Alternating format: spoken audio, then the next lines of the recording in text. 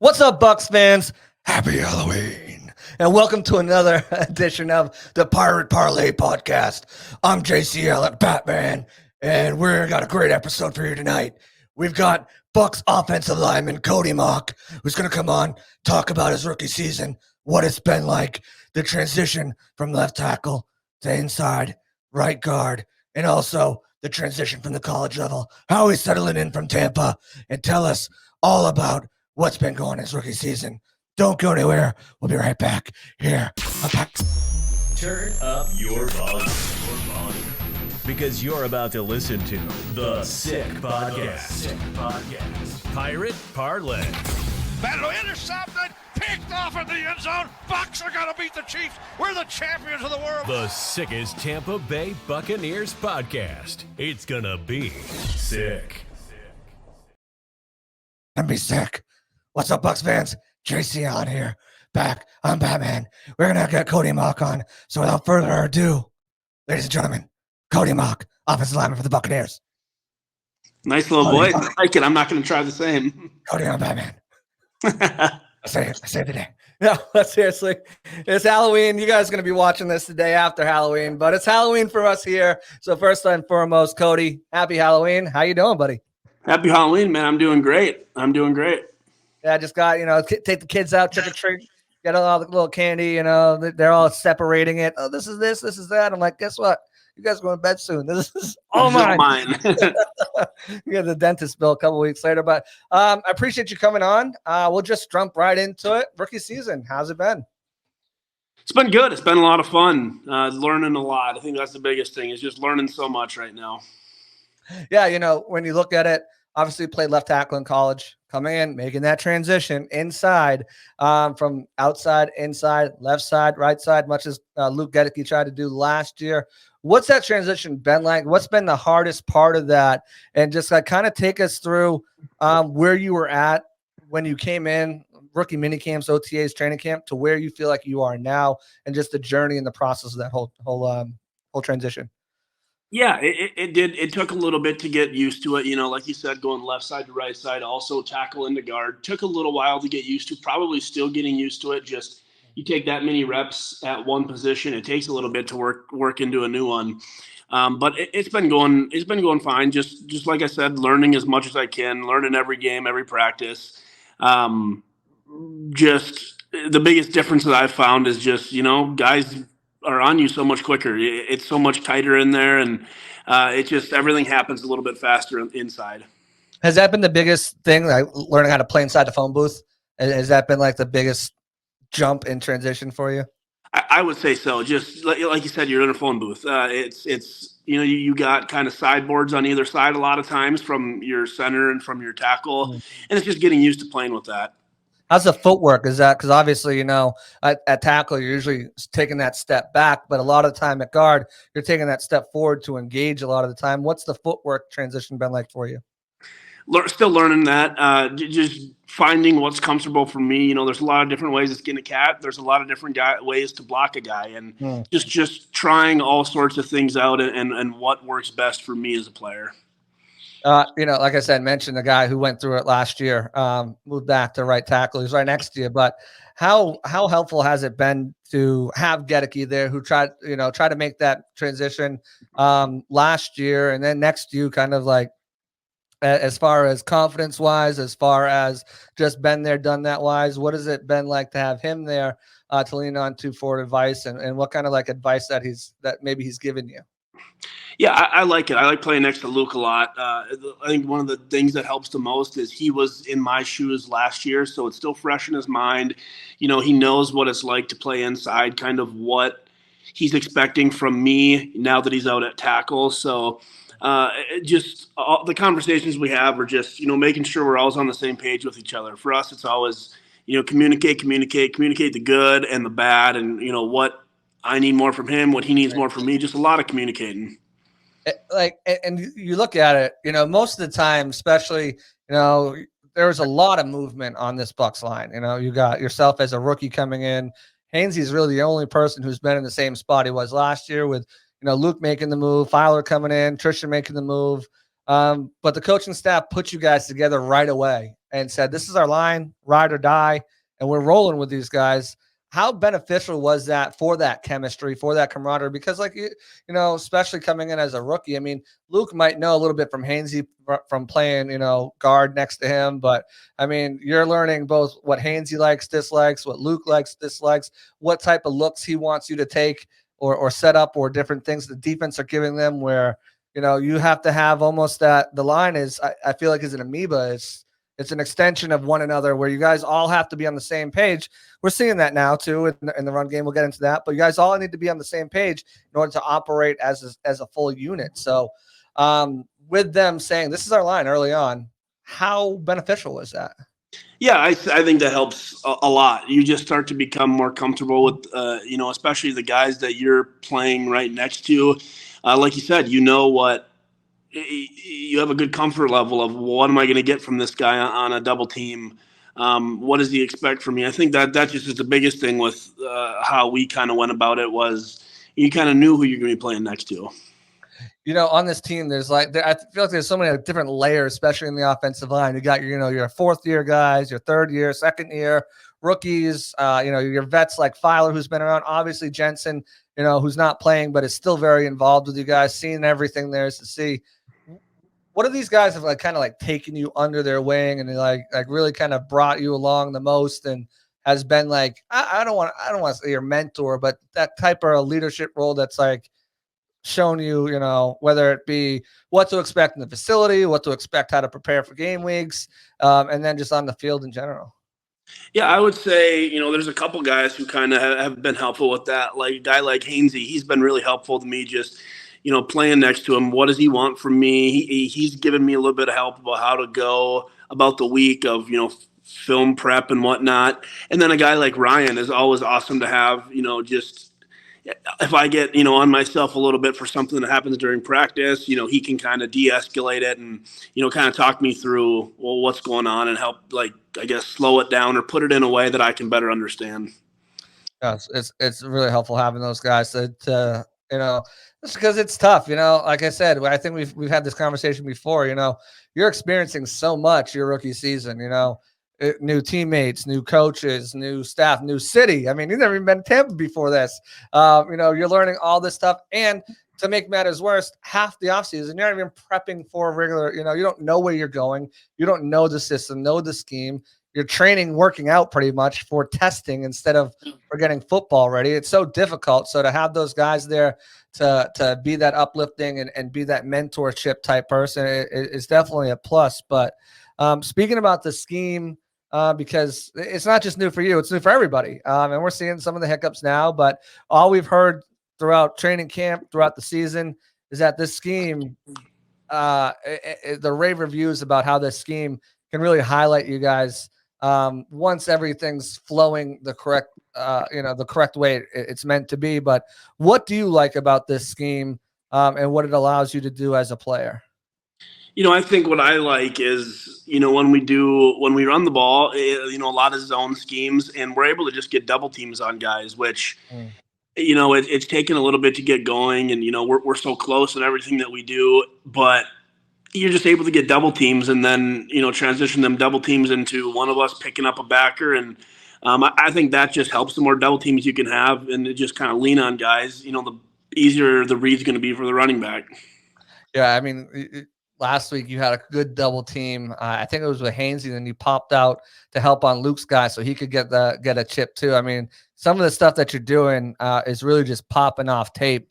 And it seems like pass protection for certain that right now appears to be the strong suit for the entire offensive line, but especially for you at this point in the season. What is it about the pass protection game do you feel like is jumping off for you in the offensive line that's not working necessarily in the run game? I would say just, we spend a lot of time working at our pass pro. We spend a lot of time working on our run game as well. But I think it's just guys maybe just understanding kind of, the scheme and what call do we have here? Who are we all going to in our pass pro and our sorts and whatnot? And I think it's just guys just playing ball at that point. Like, shoot, and this last game, that drive at the end of the game where like 22 play drive or something, and you got 4 or 5 one-on-ones at every rep there, and guys really kind of held their own. So there's a lot to be happy about, I think, with the pass pro. A lot of improvement to do too, though. As far as the issues in the run game, would you say it's more? Obviously, I think it's everything. I think it's, and I told Dave straight up. I think sometimes it's sequencing with the play calling.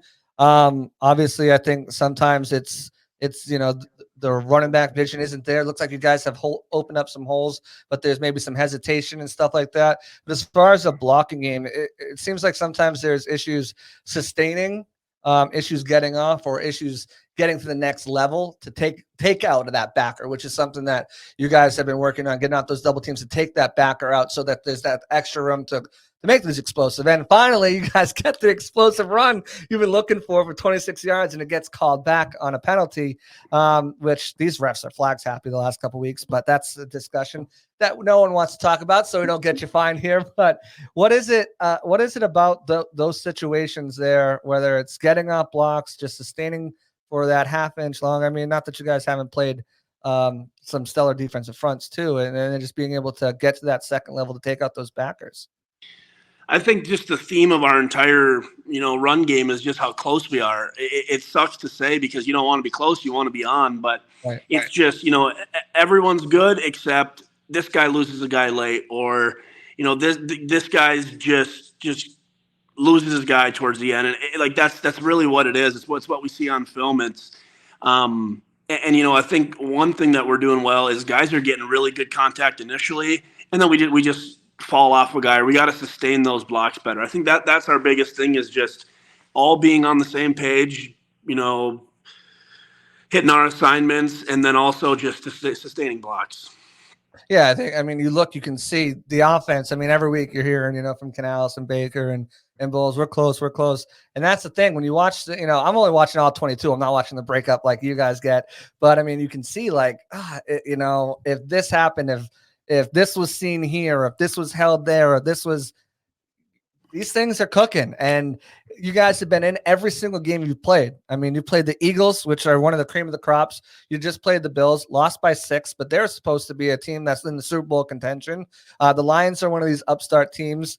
The Falcons, that was a tough one. I'm sure you guys thought that was probably your toughest loss of the year so far was the Falcons, a game you definitely thought you should have won. Not that you think you shouldn't win any game, but I mean, when you look at realistically where you are, where these other teams are, you see, but you're right there. You're in there at halftime. You're in there, and then sometimes teams start to pull away. Part of the reasons has been some penalty issues too. What has been the message to you guys about penalties, cleaning up, fundamentals, technique? Those are the things that are fixable. They're coachable. They're not things that you look at like this is a detriment to our season. It's like, okay, let's just get this done. And then we're moving and grooving. Yeah, I think the biggest thing is it's a lot of very controllable penalties, some false starts, which just being more disciplined, I think, on all of us is the biggest thing with those. And then you're going to get holding calls. You guys are playing hard. Guys are blocking downfield really hard. It's going to happen. You obviously want to minimize it. It just comes down at that point to just relying on your techniques and, not doing anything outside of your means. Just use your techniques and just sustain this guy as long as you can.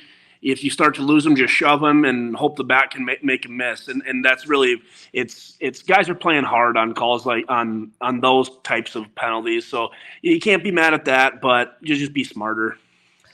Yeah, you look at some of the film that you put on tape, and Luke came out. He was a self-imposed glass eater. That's what he told people. I'm a glass eater. But you can see your mentality out there. You had a nice pancake this past weekend, and man, Ed Oliver is a different beast. He's a different animal. It's funny. Some of the guys in the media, shout out John Ledyard and Trey Sycamore. They call him an off-ball defensive tackle with some of the things he can do. And you stonewalled him a few times on reps. When you look at these guys you face, Grady Jarrett, David Onyemata, Fletcher Cox, Jalen Carter, Jordan Davis, 3 of the guys on the same damn team. Who's been the toughest for you? And when you're stonewalling these guys, when you're pancaking these guys, when what does that do for your confidence? Saying like, because I know you watched these guys growing up, like, and to be able to get on the field with them, and then not just get on the field with them, but show them what you're made of. What does that feel like, and the confidence, and who's been the toughest? Yeah, I think it's great whenever you can get a good play like that. That's just something that you have to kind of just keep in your mind. Oh, what did that feel like? What did I do that rep that made it feel so good? Let me just replicate that as much as I can. And you're going to get beat. Try to minimize the times you can get beat, but also from those reps, you're playing. Some of these D tackles we're going against, like Fletcher Cox, vet, unreal player, strong, still quick, like guys like that. You're going to get beat. Learn from it. Don't let it happen again. And it's really just short-term memory that I think that I'm really learning is guys are going to get beat. Don't let it happen again. Goldfish mind, right? You're right. Who's been the toughest? I think Fletcher was a good one. That was a really good battle, just especially early on. It was one of the, I think it's the third game, and so still kind of learning some things. And yeah, Fletcher, he got me a couple times. And he's not just big, fast, strong. He's also seen almost everything. So like he's got all the smarts. You know what's crazy? I don't know if Jensen told you this, but Jensen is the only active player I've ever seen piss him off on purpose and laugh in his face. I don't know if you've ever seen some of Jensen's highlights against Cox. Like he would literally like piss him off on purpose and then just dominate the matchup. Yeah, Jens is a different breed. He's definitely a different breed out there. But you talked about kind of like the process of learning from, that goldfish mind. Okay, what did I do? What I didn't do? Kind of the process of figuring out an opponent during the game. And to before that, but that's just the process during the week, getting ready for that opponent. Like, what's that like for you? As far as take me through the week preparing for. You just played great. Who'd you just play this past week? Was it the Falcons? No. Ed Oliver. Yep. Take me through preparing for Ed Oliver. What was it like? You come in on Wednesday. What are you, or no, because it's a short week, so maybe that's a bad example. Grady Jarrett, Ed Oliver. What's it like? Are you like getting a breakdown? Here's the film. What's it like when you prepare for this guy? Yeah, it's spending a lot of time watching the different cut-ups that, we have at our disposal, watching that, a lot of pass rush cut-ups. For me, I like to just kind of chart guys' pass rush moves, and then you really, you watch enough clips and you chart them all. You get a good beat on, what are their go-to, what are their favorite moves, what are they going to do when – it's 3rd and 7 and they need to get a sack. What move are they probably going to come with? So it's spending a lot of time watching stuff like that. And then also just watching the different cut-ups on how they are against different running teams. How do they take on double teams? And to go with that, it's getting that look in practice as well. We try to, when we're doing our O-line indie, we try to get those looks. When we're doing team, we try to get the looks for the guys that we're playing. So it really starts with us just breaking down the film and what do we want from in practice, what kind of looks do we want? And so it's kind of up to you to, make sure you're watching the film and know what does this guy do. So are you watching not only him, but watching like the offensive lineman, like if they have successful reps, are you watching just his successful reps or are you watching successful reps that they've shut, like a guard has shut him down? Is it a combination of both? It's both. I'll just pull up like a compilation of just all of their pass rushes, and there's a lot of wins for them. There's a lot of times where the O-lineman will just kind of stone them, and so it's learning from that too. Well, if this guy, did this against Ed Oliver a couple times and it worked, let's maybe try that and see if that works for me as well in practice. And it's watching both. What works for offensive linemen, absolutely.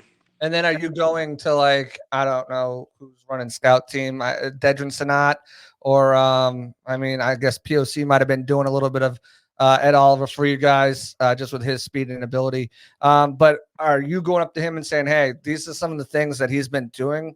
Can you show me these looks in practice? Is that how it's kind of breaking down?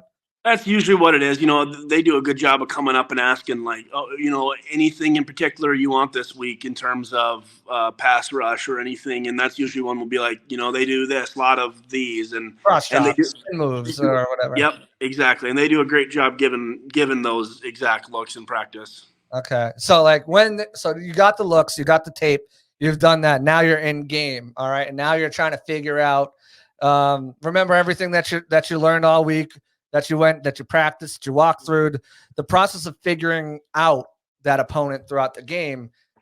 Because you can watch it a bunch of times on different things, but they're always going to try to keep it fresh, right? They're always going to be like, okay, usually he'll do a rip move, and then he'll do a cross chop move, and then I know that's what's coming. Well, maybe they'll do the cross chop and then the rip move, and just try to throw you off balance. So, like, when you're doing that, like, the process of figuring out, okay, this is what he wants to do to me this week. This is what he's trying to do to me this game. What's the process? How long does it take to get that? And then what do you do to combat that? Yeah, definitely. Because, I mean, as you know, every rusher at this level has all kinds of moves. Usually it's figuring out, what's going to be the flavor of today, what's going to be the top moves they're going to try against me today. And it'll usually take a couple series to really feel like I have a beat on, I think they're going to be a lot of power today.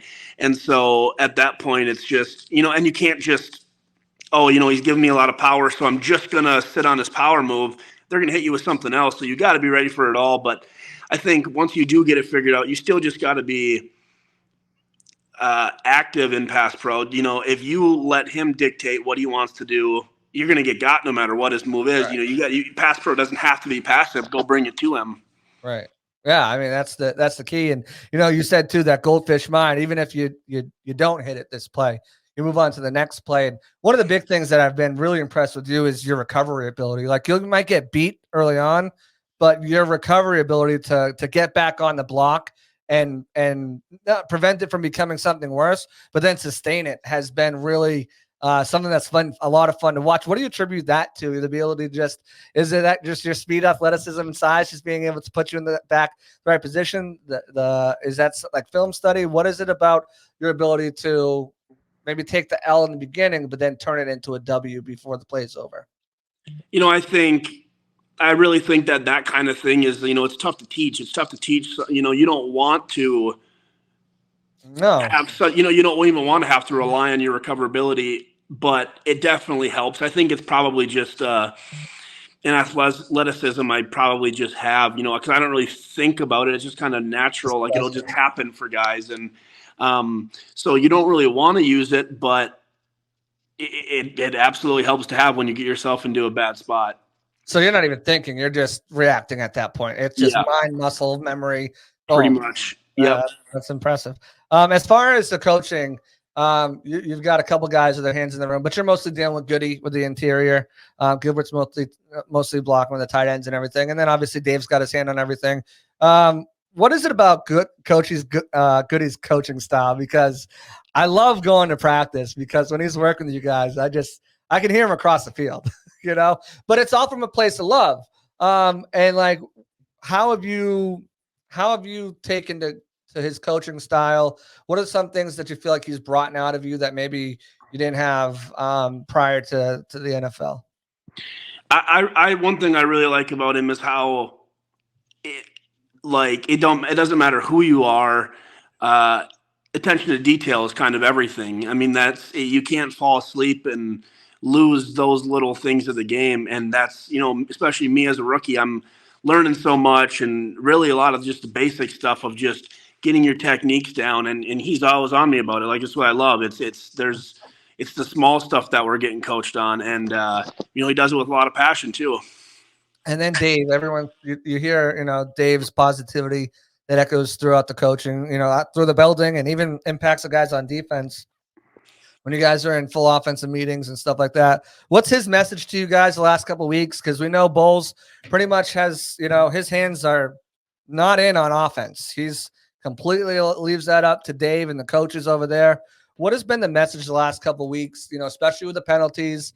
It seems like you guys are utilizing the run game got going a little bit last week, but it seems like you guys have been using Rachaad White in the passing game a little bit more to supplement that run game. I mean, the last 2 weeks he's had 13 receptions combined for over 150, almost 150 yards, somewhere around there. But what is the message about getting that run game going, getting the penalties down, and just the message overall? We know it's a positive one, I'm sure.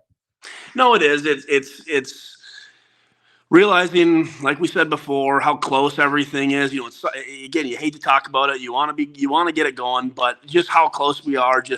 And it ties into the penalties too. Just stuff that we can control. Just know your job, know your assignment, know who you're going to go block. Block them as long as you can, and be disciplined too. Don't let that fly away from you.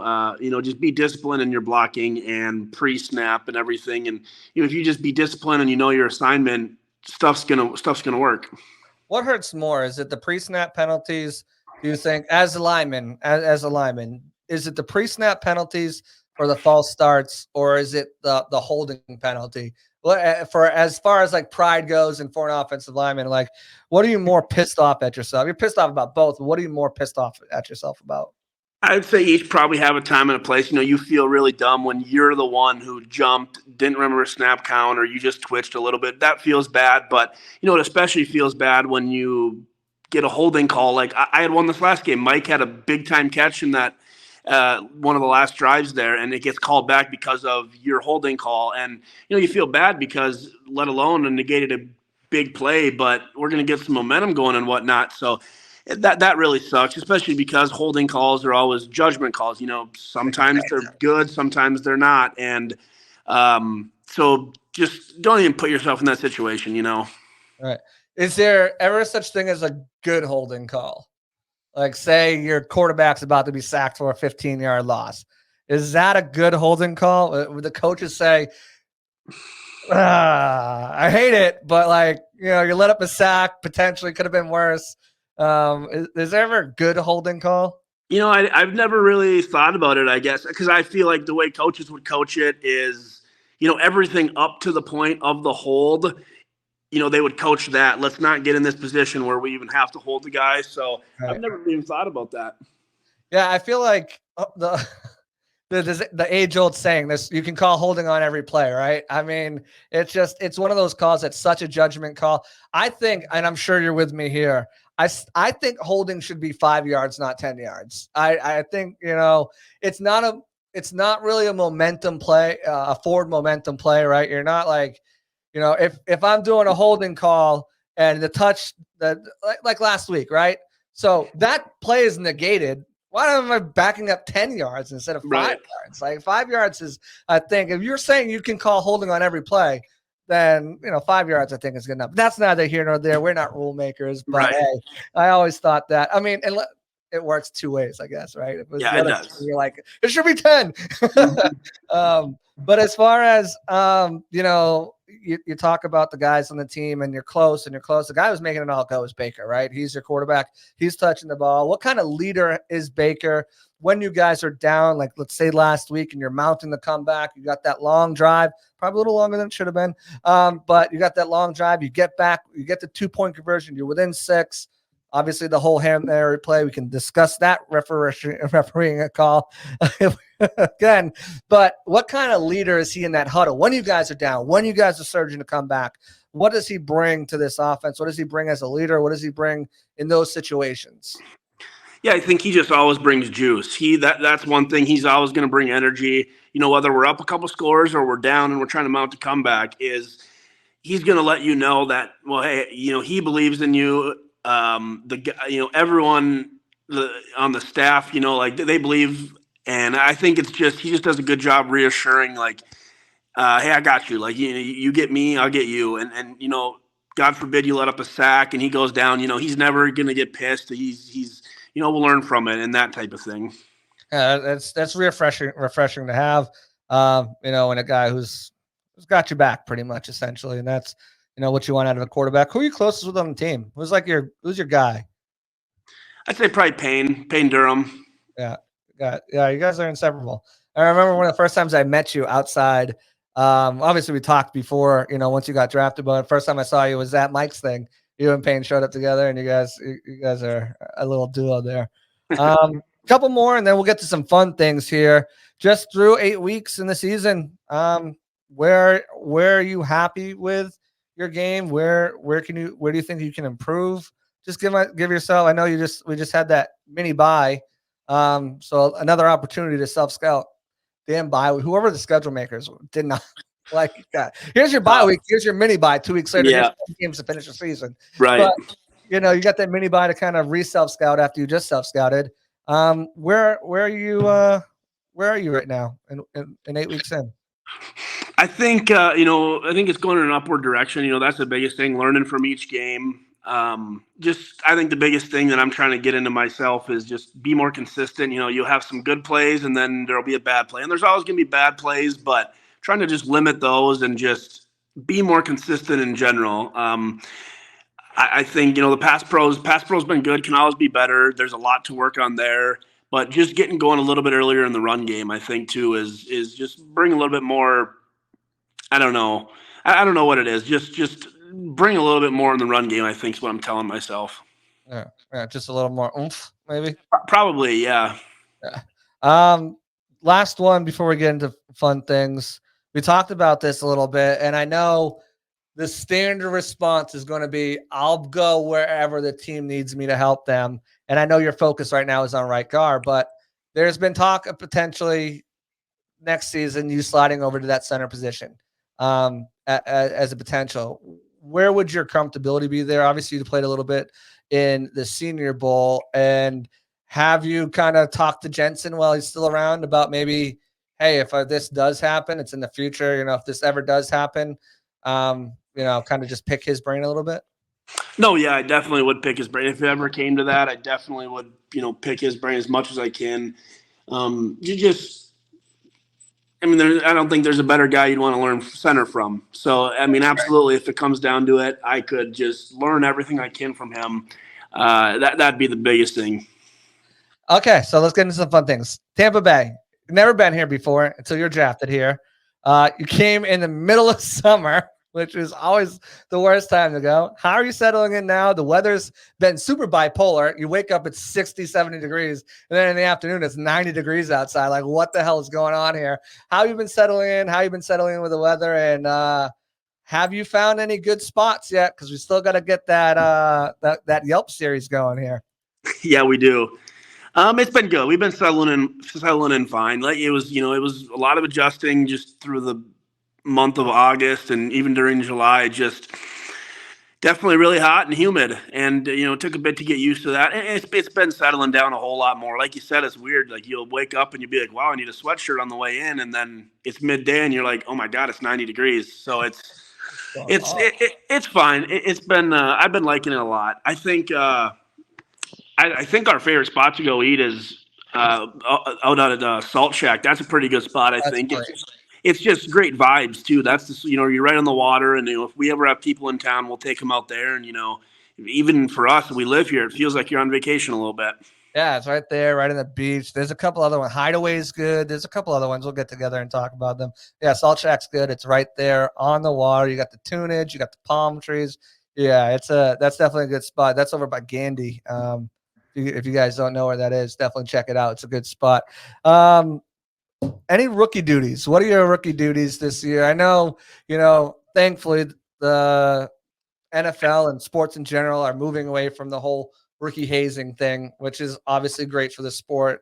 But you still got some rookie duties to do. I'm sure in training camp it was carrying the guys' shoulder pads and helmets into the season. What do you got to do for these guys? It's just little stuff, like we'll have to grab towels and get towels for guys, or, make sure there's some water and drinks and stuff in the fridge. Make sure there's some snacks during meetings. We had to decorate the O-line room for Halloween, so that was something that was pretty fun. And that it's just a lot of little stuff right now, but I'm kind of looking forward to decorating the room for Christmas. I'm a big Christmas guy, so that'd be fun. How can you not? Christmas is one of the best seasons. It just brings out joy, It does. Got a home game on Christmas Eve, which should be fun.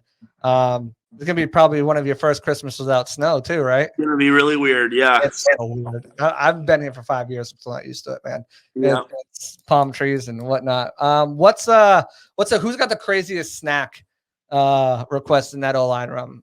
You got some big boys in there. I mean, I can only imagine how much you guys are spending a week on snacks. Yeah. I don't remember. It's just some very like specific stuff. It's not like you can just go to Walmart or Target and get everything. Like there's some of the snacks you got to go to this specific grocery store to get. And Like so what? it's kind of Spill the funny, tea. but Spill the tea. What is it? well, they're like at least I haven't been able to find them anywhere else. But the little Miss Vicky chips. Oh yeah, the salt and vinegar ones. And Yep, stuff? I haven't seen them really anywhere except for one of the grocery stores on Dale Mabry, which it's not a big deal, but sometimes you'll have to go to all these different stores just to get all the snacks. Oh, that's funny. We're gonna move on. It's just kind of ties into my next segment here. Spill the tea on the OL room. Who's got the best and worst taste of the music in there? Oh boy. Who are you passing the aux to, and who are you like? No. Someone's got to take that aux away from him. Don't let him have it. Don't let him have it. See, I think just from what you guys be playing music on their phones, I think Tristan's got a pretty similar sense of music to me. I'd give Tristan the aux, play some Luke Combs or something like that. Let's do it. I'm not even sure who I feel like I'd let it. I don't really know who has a bad taste. I haven't really found anything that I don't like yet. Fair enough. Who is the messiest in the OL room? We can just keep it. No, we'll just pull. You guys got a bunch of guys on there, so it's hard to narrow it down. I'm sure. But who's the messiest guy? God, that's a tough one too. I'm trying to think of all the guys' lockers and who's is pretty messy. Probably it's like, maybe just like since some of the older guys, they have way more stuff. Their lockers maybe not as nice. I'm not exactly sure. Like I think I would say Nick. Nick's pretty messy. I could see that. Yeah, he's got jerseys from like week 1 that he did jersey swaps with. Yeah, like what are you doing, guy? Who's the loudest? I'd say Tristan. Yeah. Who's the craziest? Like who are you like that? This guy's crazy. I'd say Luke. Luke's got, especially in games, Luke is just wired different. Who's always eating? Luke, definitely Luke. Who wouldn't you let date your sister if you had one? I don't know if you do. Well, I got a couple sisters. I saw that from Trey. Trey did the video, so I just took it right now. Yeah, I don't know. You got a solid group in there. There's no one in there. There really is a solid group of guys. Yeah. All right, we're gonna run through some favorites, some this or that, and then we'll get you out of here, man. So this or that, Xbox or PlayStation? Xbox. What game are you playing right now? I haven't turned my Xbox on since the summer, but I was playing Hogwarts during the summer. It's so good. Good one. It's so big though. It's like one of those maps. I know. It's like GTA. It's like, God damn, this thing is taking me fucking 2 years to get taken care of. Just like the new Spider-Man 2 game. Like I don't have PlayStation, but I want it. But like, you're gonna get it. You gotta get the PlayStation 5 now. And like that's gonna take me 8 years to finish too. Beach or the mountains? I would say the mountains. Okay. Marvel or DC? Marvel. Your favorite hero? Not Captain America. I think Captain America is really overrated. I think. I agree. I would go. I think Captain America. It's not Captain America. yeah. I'll go with Iron Man. Iron Man's good. Billionaire, playboy, philanthropist. Can't go wrong. Well, you got a favorite villain? I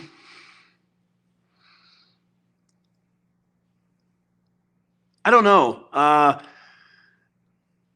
That's a tough one. Everyone's like, I'm not sure if I got one. My Carnage is my favorite villain. I love Carnage. I love the aesthetic. It's a good one. Do you watch like the MCU shows, like Loki or anything like that? I haven't. I really haven't. I've been really bad at watching them. I want to watch them. They're pretty good. It's like at this point, if you're watching the whole thing, you've got to watch part of the show. So it's tough. This is gonna be a fun one because city or country? Oh, definitely country. You're a country boy, yeah. Absolutely. Okay. I figured. So I mean, this one goes hand in hand. But car or truck? Truck, definitely. Okay. Movie or TV series? I would say movie. What movies? Any good movies recently? We've been watching a couple. Let's see. I watched The Shining last night. Okay. Classic. I've been watching the Die Hard movies right now. I'm on the second one. Okay. Once you get to like Die Hard 4, like he's throwing cars at helicopters. Gets to be like the Fast and Furious, just gets so unrealistic. Just goes to space. Like what? I just watched I think it was Bad Dads or Old Dads or something like that on Netflix with Bill Burr. It was pretty funny. That was a good one. Check that one out. Would you rather pancake someone or just stonewall them from snap to whistle? I'd say pancake. Yeah, okay. I'll put them on their ass, right? Yep. And there's fun part though about just like holding. Just you're not going. Oh nowhere. yeah, You can absolutely. do whatever you want. Do whatever you want. Nowhere. Arms are flailing. Yep. That's great. All right, jump into favorites. Favorite movie. Favorite movie. I like Good Will Hunting. Great movie. Great movie. Sports team growing up. Probably the Twins. Oh, okay. Okay. Favorite place you've ever visited? I think Cancun was. I was a sixth grader when I went to Cancun, so that was pretty fun. Sixth grader, absolutely. I bet. Favorite food? I really love pasta. Pasta's great. Like any type of pasta. Usually like Alfredo, chicken Alfredo, shrimp Alfredo. I made chicken Alfredo last night. I do like a chicken Parma Alfredo. It's so good because it's got that crispy crunchiness of like the chicken parm, but instead of the Pomodoro sauce, use the Alfredo. Yep. If you're looking for a good Alfredo spot, it's called Ristorante Villaggio. Maybe we'll hit that up together. Yep. That's a good spot. These people are straight from Sicily, man. In the old world, they come here. They're all speaking Italian to each other. You can't understand half the stuff they're saying, but the food is fantastic. Oh, I love it. We'll hit it up for sure. Favorite cereal. This is a good one. So much controversy around favorite cereal, I feel like. Yeah, I would say I always like Lucky Charms. Lucky Charms are favorite. They're like Cinnamon Toast Crunch, Lucky Charms, Reese Puffs for me are the best. But you got people coming out of like left field and saying like Corn Flakes and stuff like that. Like get out of here. Yeah, moving on. Favorite game you've ever watched? I think I grew up a Vikings fan, so watching the Minneapolis Miracle on TV, that was pretty cool. That was cool for everybody, especially it was against the Saints. Yeah. Favorite color? Probably red. Red? Well, hey, that's fitting. I got a red pick. So. Favorite TV show? Probably The Sopranos. It's a great one. I just started rewatching it. I just saw something. Someone had like a Sopranos Halloween party. It was freaking hilarious. Oh, great. Favorite sports memory? Probably the 2021 national championship game. I had won a couple of them, and this was the first one that I, had started, and so played a big part in. So that one was pretty special. Nice. Favorite dessert? Pumpkin pie and whipped cream. Oh, you're a perfect season for it. I love it. Favorite season? I'm assuming fall. I would say fall. Yep. It's the best, especially like when you're up north. Like Florida fall sucks. Yeah. But like up north, you get the seasons changing, a little cooler. You get the fires, sweatshirts, some jeans and a sweatshirt. It's the best. Cowboy boots, and you've got the fairs and festivals going. Yeah, it's definitely the best. Favorite player growing up? Probably Adrian Peterson. Yeah. Okay. Yep. Well, yeah, big Vikings fan. Favorite offensive lineman that you kind of modeled your game after or looked up to? I'd say Joe Thomas. I mean, stud. If you're a left tackle, how do you not want to watch him? Right. It's just one of the best to ever do it. It's a shame he never won anything with that terrible Browns team. Favorite game you played? Also, probably that 2021 national championship game. All right, I'm going to throw this last one on there. Favorite wrestler? I know we did the Mount Rushmore, but we'll just go with one. Favorite wrestler of all time? I don't want to say it just because he's so popular, but I loved John Cena growing up. I had the hat and the wristbands and the "You Can't See Me" shirt. He's back now. The WWE, the belt. Like, I loved him. You had the spinner? I did. He's back right now. He's actually wrestling next Saturday against Solo Sikoa, Roman Reigns, and the Umagas. Oh yeah. Rikishi's son actually is Solo Sikoa. Yeah. So yeah, wrestling is it's pretty good right now. They've got a guy named LA Knight. Not sure if you're familiar with him, but he's like in the best way. He's like if The Rock and Stone Cold merged. He's like that old school attitude style, great on the mic type deal. Catchphrase, yeah. Let me talk to you. You know, he's really good. So if you want to get back into it, now's a good time to start that real build and push to Royal Rumble, which is in Tampa. Oh boy. In January. And it's on a Saturday. So that's great. End of the month. So, hopefully you'll still be playing. But if not, I'll definitely be hitting that up. But yeah, good time to get into it with the WrestleMania push and all that stuff going. That's going to do it. That's all I got. Appreciate you spending time with me, man. Yeah, that was great. Appreciate you. Chatting it up, talking to the fans, getting a little perspective into your rookie season, a little perspective into your life, a little bit more, get to know you, connect with them. If they want to continue to connect with you, where can they find you? So I guess I'm on Twitter and Instagram. What you got? Do you know your ats off the top of your head? We'll have them listed anyway. So yeah, you guys don't. Yeah, we'll have them listed. Yeah. Follow Cody. He's always got some good stuff on his stories. Always pretty entertaining. I want to thank you for coming on here, man. Yeah, appreciate you. Good talking to you again. Absolutely. All right, that's going to do it. We got Cody Mauch on here. We got Batman in the studio, too. Guys, I want to thank you again for tuning in to another edition of Pirate Parlay and the Sick Podcast. Plenty of good stuff coming. We have another game this week, so we'll have another preview this week. Then who knows who we'll have next week. Texans are next in the docket. If you're watching this, happy belated Halloween. Hey, go Bucs. And that's a wrap. Hope you don't miss us too much until next time. Follow the Sick Podcast Pirate Parlay on YouTube, Facebook, Google Play, and Apple Podcasts.